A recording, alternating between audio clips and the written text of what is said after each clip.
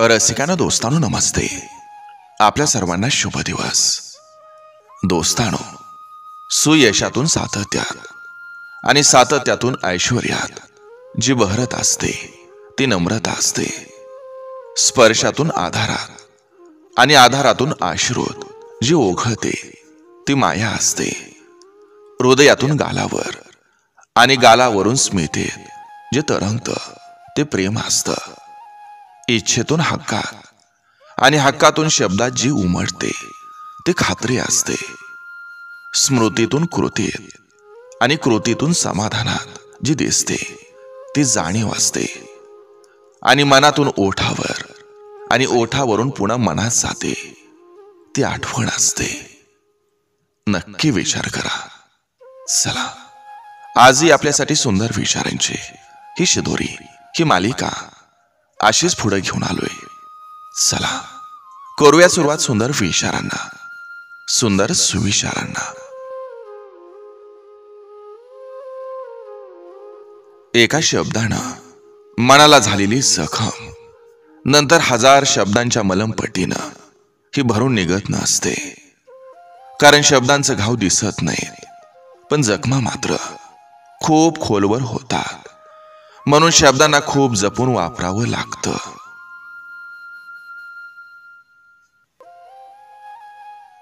माणसानं वेळेसोबत चालावं, काळाप्रमाणे बदलावं, परंतु आपल्या संस्कारांना शेवटपर्यंत आपल्या सोबत ठेवावं. आयुष्यात गैरसमज न होण्यासाठी गुणकारी औषध म्हणजे कानापेक्षा डोळ्यावर जास्त विश्वास ठेवा. नाती जेवढी खोलवर जुळतात तेवढीच ती खोलवर जखमा सुद्धा देतात.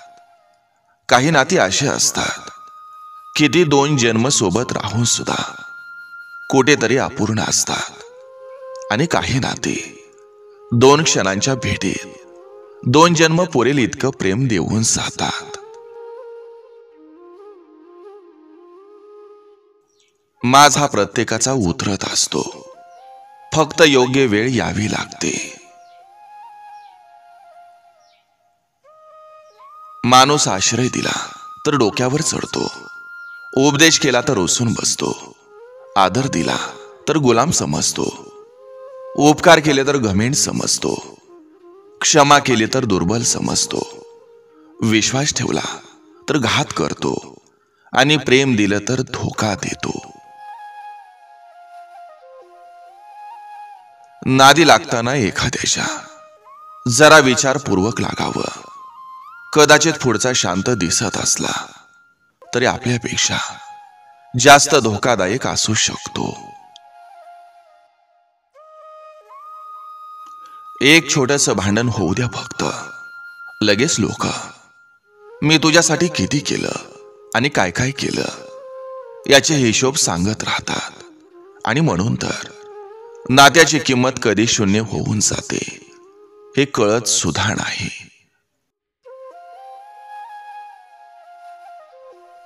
घरातल्या कर्त्या पुरुषाला वाटतं आपल्याला किती त्रास झाला तरी हरकत नाही, पण आपली बायका मुलं, आपले आप्त इष्ट सारे सुखात असावेत. कुटुंबातला कर्ता पुरुष हा वटवृक्षासारखा असतो. तो वृक्ष आपल्या अंगावर ऊन घेतो, पण खाली येऊन उभं राहणाऱ्या प्रत्येकाला सावली देतो. मेलेल्या माणसासमोर रडणारे बरेच असतात, पण तोच माणूस जिवंत असताना त्याला समजून घेणारं कोणीच नसतं. बुद्धी सगळ्यांकडे असते, पण तुम्ही चलाकी करता की इमानदारी हे तुमच्या संस्कारावर अवलंबून असतं. चलाकी 4 दिवसच चमकते आणि इमानदारी आयुष्यभर.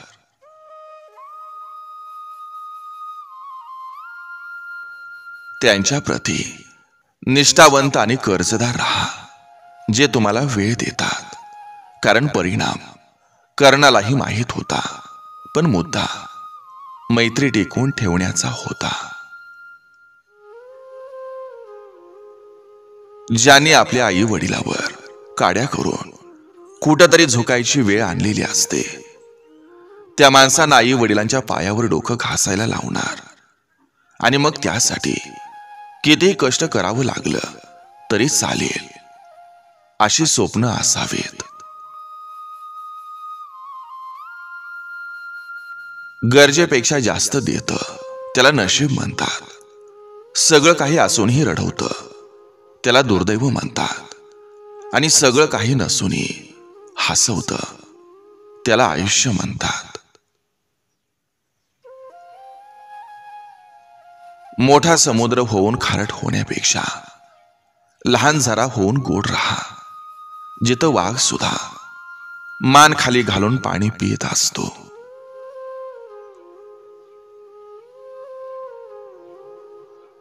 तुमच्या मोठेपणाचा देखावा तुम्हाला एक दिवस कर्जबाजारी बनवत असतो.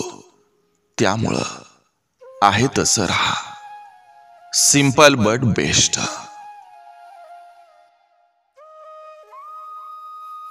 स्वतःच्या प्रेमात पडलेल्या व्यक्तीला कोणी सोडून जाण्याचं दुःख नसतं.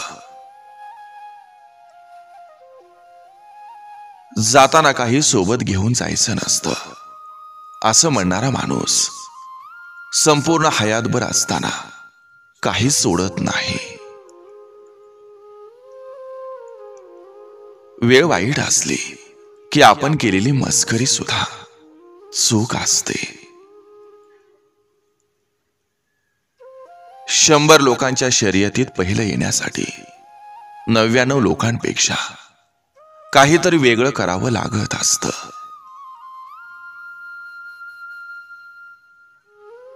खोट्या आणि मतलबी लोकांकडून आयुष्याचा खेळ शिकायचा असतो. माणूस शिकलेला नसेल तरी चालेल, पण हुकलेला नसावा. जर एकच विषय कोणाला सारखा सारखा समजावून सांगावा लागत असेल तर सोडून द्या त्या व्यक्तीलाही आणि त्या विषयालाही. धोकेबाज नाही तर फक्त त्या लोकांची साथ सोडायची ज्यांना नात्यापेक्षा स्वतःवर जास्त घमंड असतो. अशा लोकांपासून 4 हात लांब राहायचं असतं. चांगलं वागणं आणि समजून घेणं जेव्हा आपल्याकडून थांबवलं जातं, नेमकं तेव्हाच आपण चुकीचं वाटायला लागतो.